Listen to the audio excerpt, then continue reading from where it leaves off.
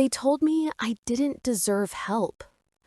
What they didn't know was those words would become the reason I built everything I have. Sometimes being unloved is the first step to learning what you're really worth. My story isn't about revenge. It's about rising quietly when no one clapped for me. Before we continue, please subscribe to the channel and let us know where you are listening in the comments. My name is Amelia, and the night my mom told me I didn't deserve help was the night something in me finally cracked. It was just an ordinary evening, the smell of dinner still hanging in the air, my sister's laughter echoing from the next room. She was getting married soon. Mom had just given her $1,000 as a wedding gift. A small gesture, sure, but packed with love, with pride, the kind of pride I used to dream of earning. I was sitting at the kitchen table when I asked, half jokingly, "So, what about me, Mom? Any chance of help for my plans?" She didn't even hesitate. Her words landed softly, but they hit hard. "We helped your sister because she's starting a family. You don't deserve any help." That sentence didn't sound angry. It sounded final. I smiled, or tried to, but inside I felt something twist, something break. And I knew, right then, that whatever love I'd been waiting for wasn't coming. I didn't argue, didn't cry. I just nodded, went to my room, and started packing my things. When I closed that door behind me, it wasn't rebellion. It was survival. The city greeted me with noise and loneliness. I found a cheap apartment, cracked walls, flickering light, the kind of place where dreams went to hide. But it was mine. I worked mornings at a coffee shop and nights cleaning offices. Sleep was a luxury I couldn't afford. Every dollar went to rent, food, and the tiny laptop I used to teach myself graphic design. Some nights I'd fall asleep at my desk, fingers still on the keyboard. Other nights I'd lie awake staring at the ceiling, hearing my mom's words on repeat. "You don't deserve any help." Funny thing, the more I heard them in my head, the harder I worked to prove them wrong. Months turned into years. I taped receipts to my wall, proof that I was doing it, that I was surviving on my own. Each one felt like a battle scar. There were days when loneliness pressed in like fog. I missed my sister, her kindness, her warmth. She would text sometimes, just a simple, "Hope you're doing okay." I'd stare at it for hours, wanting to reply, but never knowing what to say. How do you tell someone you're okay when you're still bleeding inside? Still, I kept going. The cafe manager noticed my dedication and promoted me. I saved every extra dollar. At night, I built my little freelance business, designing logos and social posts for small shops that couldn't afford fancy agencies. I was tired, but alive, and for the first time, I started to believe maybe that was enough. 3 years passed. I'd built a small online client base and even hired 2 freelancers to help. It wasn't glamorous, but it was mine. Then one day, I landed my first big client, a local startup that loved my work. That project paid enough to let me quit my cafe job. I'll never forget the morning I handed in my apron. It felt like shedding the last layer of my old life. For the first time, I could breathe. But healing isn't a straight line. Some nights, I still dreamt of my mom. In those dreams, she wasn't cruel, just tired, lonely, confused. I'd wake up torn between love and resentment, whispering, "Why couldn't you just love me enough?" To help me. I never hated her, but I didn't know how to forgive her either. So I poured everything into my work. And slowly, success came. Not all at once, but piece by piece. When I finally saved enough for a down payment, I almost didn't believe it. I went to see a small two-story house on a quiet street. White walls, sunlight everywhere, a porch big enough for dreams. When I stood in that empty living room, keys trembling in my hand, I whispered to the air, "You did it, Amelia." No applause, no audience, just peace, and the sound of my own heartbeat echoing in the space I'd built. That night, I slept on the floor, surrounded by boxes and silence. But for the first time, the silence didn't hurt. It felt like freedom. Months went by, and life felt almost normal. Clients grew, my company expanded, and the little girl who was told she didn't deserve help was now helping others, hiring, mentoring, giving. Sometimes I'd drive past the old neighborhood, wondering if Mom ever thought about me. But I never called. The wound had scarred, but I wasn't ready to open it again. Then, one morning, the phone rang. A number I hadn't seen in years. I stared at it for a long time before answering. "Amelia?" It was my mother's voice, older, softer, trembling.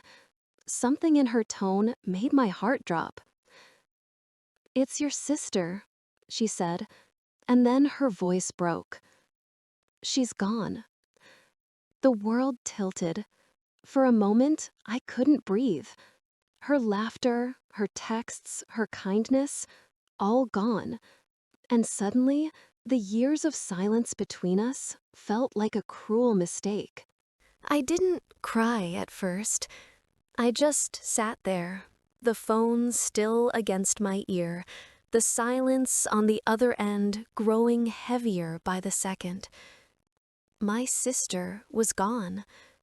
The woman who had once been my only link to home, the one who still reached out even when I stayed quiet, was gone without goodbye. And suddenly, the distance I had built for protection felt like punishment. I didn't even ask what happened. I couldn't. All I managed to say was, "I'll come." The drive back to my hometown felt longer than it should have. The roads were familiar but empty, as if they remembered every version of me that had ever left them behind. When I finally saw my childhood house again, that old gray building with the peeling paint, a part of me wanted to turn around, but I didn't. Mom opened the door. Her face was smaller than I remembered, her eyes swollen, her hands trembling. For a long moment, we just stood there. No words, no anger, no excuses. Just years of silence hanging between us like fog. Then she whispered, "Thank you for coming." Her voice cracked on the last word. And for the first time in years, I saw not the woman who'd hurt me, but the woman who'd raised two daughters the best way she knew how. The funeral was quiet. The air smelled of flowers and rain, and everyone spoke in whispers, as if afraid to disturb the grief. I sat in the front row, staring at my sister's photo, her smile frozen in time, forever kind. I thought about every text I didn't answer, every birthday I forgot to call. Guilt has a way of sinking into your bones, doesn't it? You can't wash it off. You just learn to live with it. After the service, Mom and I went back to the house. She poured tea, out of habit, not warmth, and we sat at the old kitchen table, the same one where it all began. For a while, we didn't speak. Then, quietly, she said, "I know I wasn't fair to you." I looked up. She wasn't looking at me. Her hands were clenched in her lap. "I thought I was teaching you to be strong," she continued. "I thought if I didn't help you, you'd find your own way. But I was wrong. I hurt you. I see that now." The apology landed softly, but it didn't erase the years. It didn't have to. I didn't need her to fix the past. I just needed her to see it. So I nodded and said, "You did what you thought was right." It was the truth, and the closest I could get to forgiveness. I stayed for 2 days. We didn't talk much more. But grief has a strange way of softening edges. Sometimes we'd just sit in silence, two women who had both lost something precious and didn't know how to say so. When I left, she hugged me.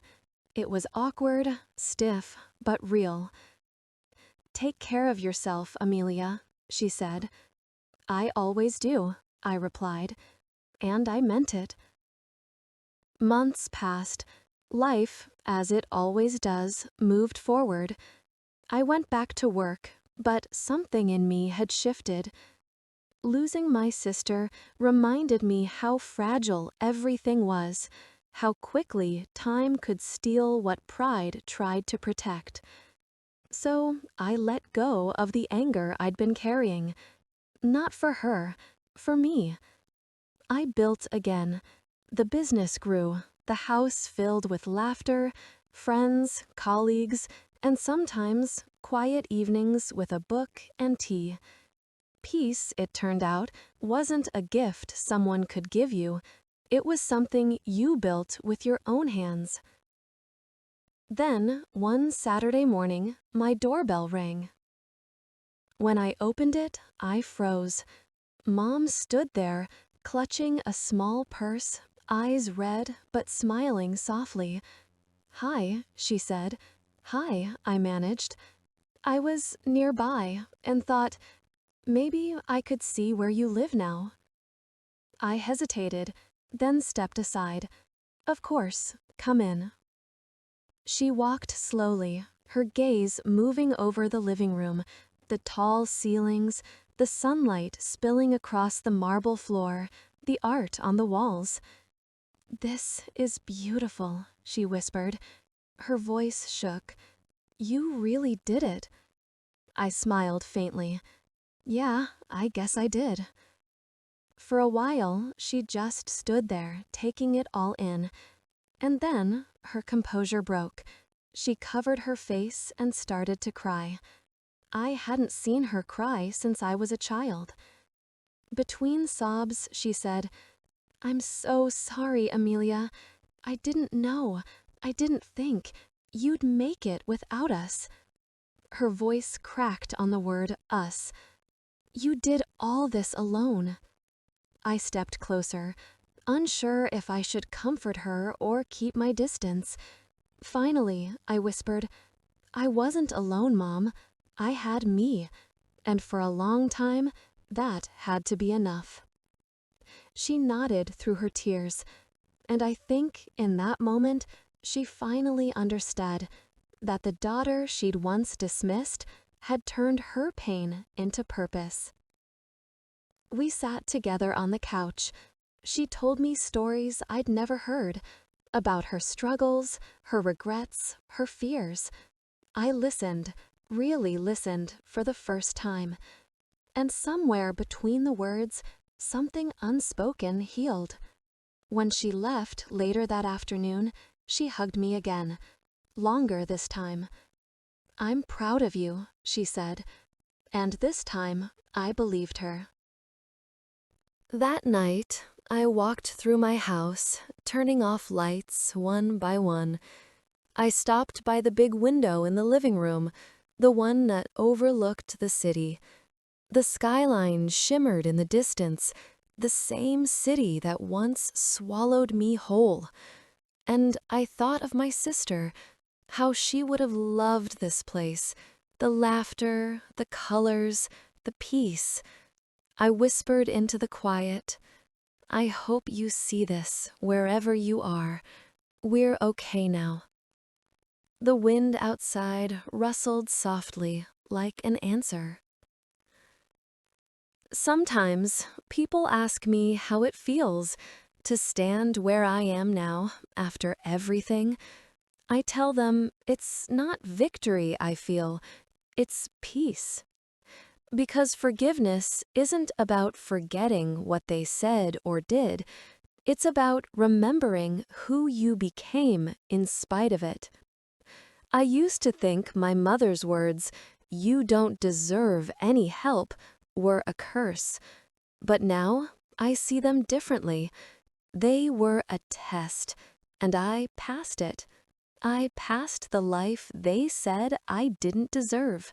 Brick by brick, tear by tear, dream by dream. And now, when I look around this house, the house they once said I'd never have, I don't see proof of revenge. I see proof of survival. If you've ever been told you're not enough, don't fight to prove them wrong. Just build your life so full, so beautiful, so honest that their silence becomes applause. Because sometimes the best kind of revenge is peace.